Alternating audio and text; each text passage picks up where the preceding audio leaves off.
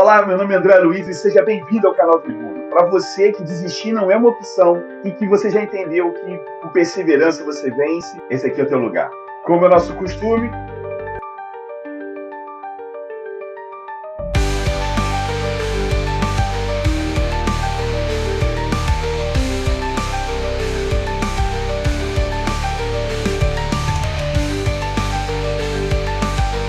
antes de mais nada, já vou pedindo para você dar aquela ajuda pra gente, se inscrevendo no canal, ativando o sininho, deixando aí um like. Ah, e temos uma surpresa para você. Na descrição desse vídeo tem um link que vai para o nosso e-book, beleza? Hoje o nosso papo vai ser sobre atos administrativos. O que são atos administrativos? Os atos administrativos nada mais são do que a manifestação unilateral da administração pública. Ela acontece no exercício das funções públicas com o objetivo de produzir efeitos jurídicos. É por meio desses atos que a administração pública regula situações individuais e gerais. Aí ela vai criar direitos, gerar obrigações, impor sanções, mas tudo isso em busca do interesse público. E aí eu posso classificar os atos administrativos de acordo com a sua natureza e sua finalidade. Mas primeiro eu preciso reconhecer um ato administrativo. E como isso acontece? Eu preciso identificar os elementos do ato, que aí você vai entender se é um ato administrativo ou não. Assim como lá nos princípios você aprendeu o mnemônico LIMP, agora eu vou te dar um outro mnemônico, o COFIFOMOB. Isso aí, competência, finalidade, forma, motivo e objeto. Vamos começar com o primeiro elemento competência.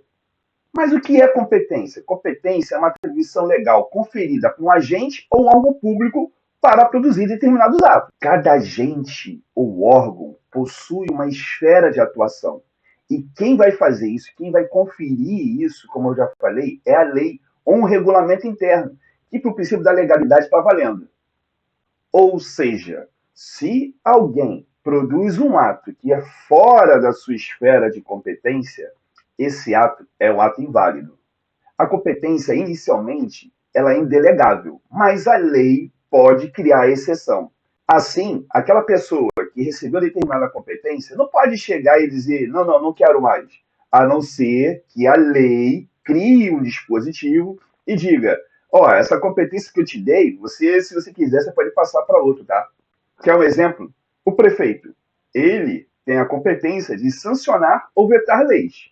Um juiz, por exemplo, ele tem a competência de proferir sentenças dentro do juízo dele. E como eu já falei, quando uma pessoa produz um ato fora da sua esfera de competência, aquele ato vai ser nulo por um vício na competência. Agora vamos partir para o segundo, a finalidade. A finalidade é o objetivo legal para o qual o ato administrativo é praticado. Ela sempre está ligada ao interesse público e à legalidade. Se tem uma coisa que é sempre no direito administrativo, é que existe sempre uma busca por atender o interesse público. Então, os atos administrativos têm que ter esse objetivo, atender o interesse público. Inclusive, a gente já daqui também faz um link lá com o princípio, na verdade, o princípio da impessoalidade. Pois é, os atos administrativos eles não podem favorecer interesses pessoais, individuais. Tem que buscar sempre o interesse de toda a coletividade. Quando a gente encontra um ato que deveria ser praticado para atender o interesse público e acaba atendendo o interesse particular, a gente costuma dizer que existe aqui um desvio de finalidade. Ele também é conhecido como desvio de poder e acaba que o que acontece com o ato? Torna nulo, ou seja, ele nunca existiu. E se existe uma regra de ouro é o seguinte, a administração pública sempre tem que atender à legalidade e buscar o interesse público. Essa é uma regra de ouro do direito administrativo. Vamos pegar um exemplo? Quando a administração pública desapropria um terreno e para colocar ali uma escola, para poder atender toda a comunidade, isso aí é um ato praticado dentro da finalidade, atendendo a legalidade e interesse público. Mas quando o agente público desapropria o bem só para poder atender o interesse dos familiares, e aí? Aquela fazenda que ninguém consegue vender, aí chega lá a administração pública e desapropria para poder atender o familiar do agente público. Isso aí a gente está diante de um ato com desvio de poder, com desvio de finalidade, um ato nulo. Agora vamos partir para o terceiro, vamos tratar da forma. A forma é o modo pelo qual o ato administrativo se exterioriza. Normalmente os atos administrativos têm a forma escrita, mas sim, pode acontecer atos administrativos orais, até mesmo por gestos, desde que a lei assim determina. É um exemplo? Quando o guarda de trânsito dá apito para poder você parar, é um ato administrativo. A forma é fundamental para o interesse público. É através dela que a gente consegue ter transparência e estabelecer um controle dos atos administrativos. Quando eu tenho um ato que não atendeu à forma prescrita em lei e era essencial para a sua validade, aí nós temos um caso de nulidade do ato. Vamos buscar um exemplo? Você estaciona o teu carro em determinado lugar e aí você recebe uma multa dizendo que era proibido estacionar. Você procura naquele lugar o proibido estacionar e não existe. Não existe a placa com cortado. Você olha na parede e tem lá é proibido estacionar escrito AGIS. Esse escrito AGIS é a forma prevista em lei para poder sinalizar o proibido estacionar? Agora vamos para o quarto elemento. Motivo é o fato, a situação real que justifica a produção do ato administrativo. E se a gente está falando de motivo, situações de fato, de mundo real, a gente tem que prestar atenção numa coisa. Quando eu estiver falando de um ato vinculado que é preso à lei, eu tenho que entender o seguinte: uma vez que a lei disse ali o motivo, a administração pública, você, agente público, tem que agir. Do outro lado, você tem o ato discricionário, que aí o agente público pode avaliar o motivo. Afinal de contas, a lei te deu essa permissão para que você tenha uma margem de escolha na gestão pública. Um exemplo de ato vinculado. Vamos imaginar a demissão de servidor público após devido processo legal onde ele comete uma infração grave. Pois é, um motivo é a infração grave. A consequência é a demissão. Esse é o ato administrativo, que tem que ser feito por um agente competente, com a forma certa e buscando a finalidade pública, que é a manutenção da disciplina dentro do servidor público. Claro, agora vou também dar um exemplo de ato discricionário. Vamos lá. Pensando que você quer produzir um evento em área pública, você busca autorização junto aos órgãos públicos, não é verdade? E aí, ele avalia a conveniência e oportunidade dentro do interesse público para te conceder aquela autorização. A avaliação de conveniência e oportunidade acontece dentro dos atos discricionários. Um ato administrativo produzido com um motivo falso ou inexistente acarreta na sua invalidação. Chegando no quinto elemento do ato administrativo, o objeto é o conteúdo do ato administrativo. É o efeito jurídico que o ato visa produzir. Eu sei, vou falar o óbvio, mas o objeto ele tem que ser lícito, possível e moral. E eu não preciso dizer aqui que ele tem que buscar interesse público. Então, lá naquele exemplo que a gente deu sobre a demissão do servidor, o objeto é a extinção do vínculo com a administração pública. Pois é, pessoal, isso a gente vai ver lá na frente.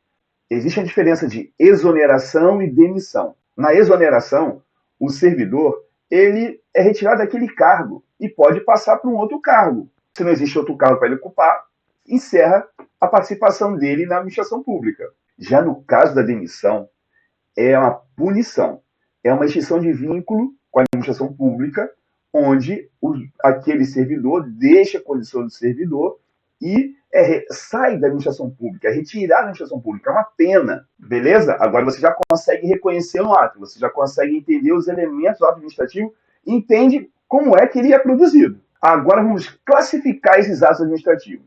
Lembra que eu falei? Dependendo da natureza e da finalidade que se destina, a gente vai ter uma classificação especial para cada ato administrativo, beleza? Na primeira categoria de ato administrativo que eu vou apresentar para vocês, para mim, é um dos mais importantes. São os atos normativos. Bem, é isso aí. Você já tem ideia do que é um ato normativo.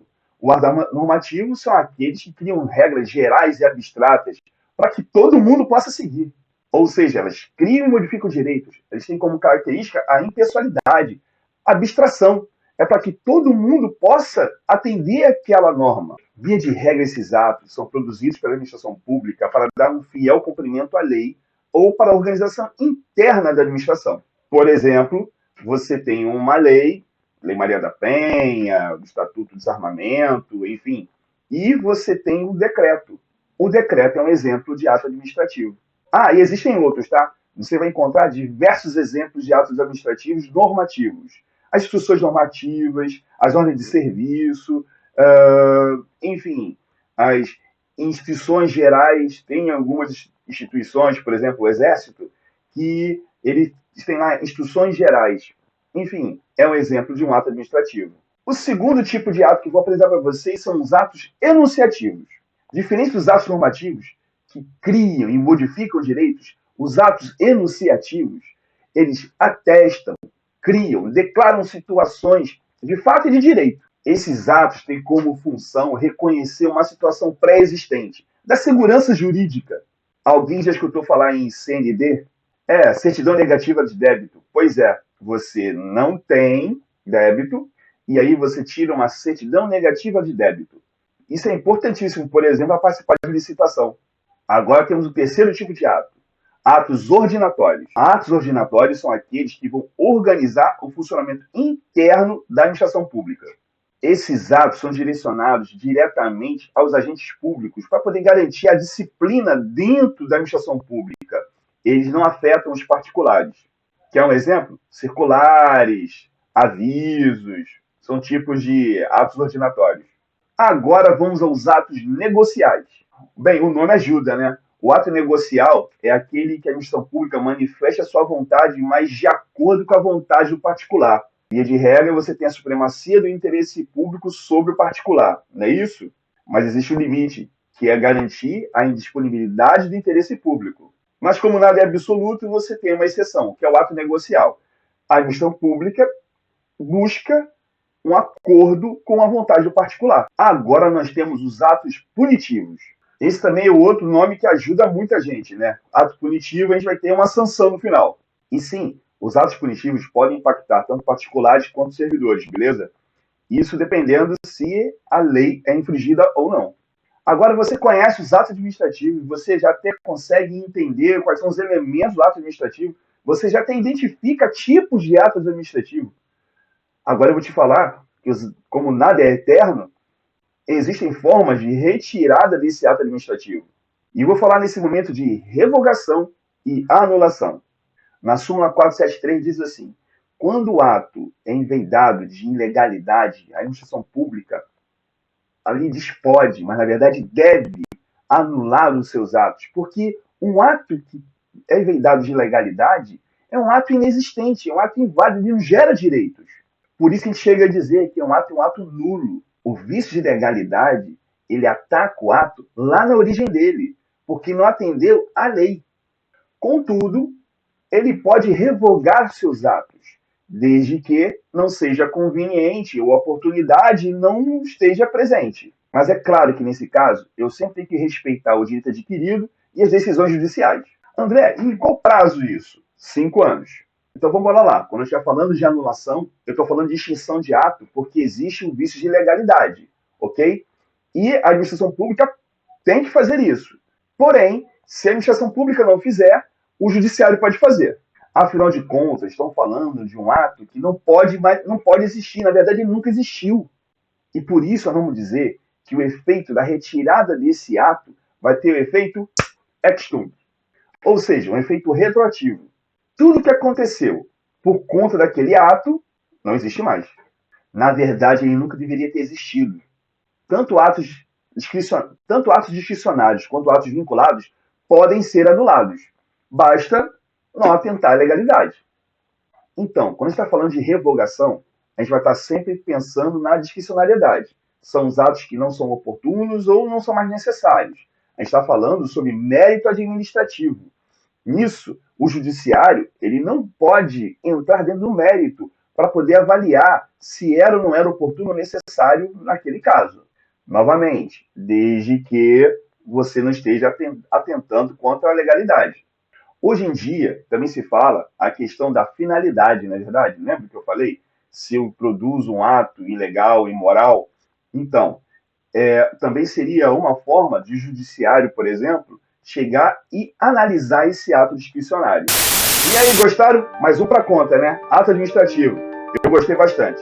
Espero que você também, espero que esteja ajudando vocês. E por isso, novamente, eu peço para vocês que façam o quê? Sigam a gente, se inscrevam no canal, toque aí o sino e nos acompanhem nessa caminhada. Forte abraço!